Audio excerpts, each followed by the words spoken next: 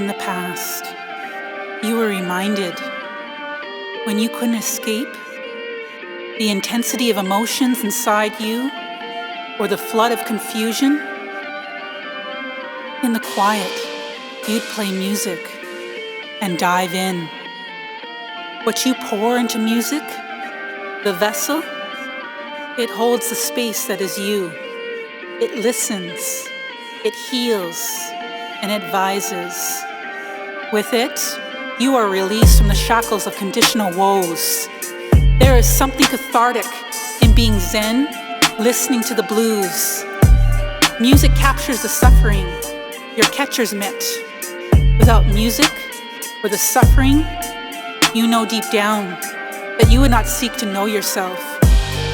The more unconditionally we embrace our light and revel in the fine majesty of being human on our temporary stage, the greater the identification to music within. Music resides in you, embodied but separate. When you listen to it play, you are made.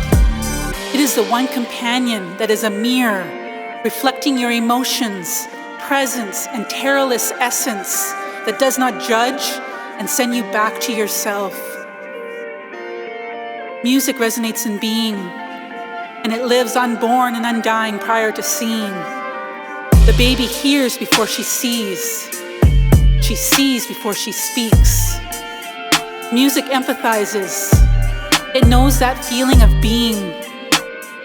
Listening is the edge of senses, and sound tells the first stories. The acoustic touches all other senses. In the silence between notes, you hear your body, breath, heart resonate. When you're trembling and discrepant, filled with dissymmetry and dissonance, your philosopher companion self-mind and music part ways. For the philosopher is adept at hearing its own voice, but is not always listening. The philosopher is always speaking to you or itself, hearing everything, precisely speaking to sound fascinating. But when you are conscious of your eternal sublimation into music, which is anyway always present, it intimately listens to all within you that is sky surfing or scattering.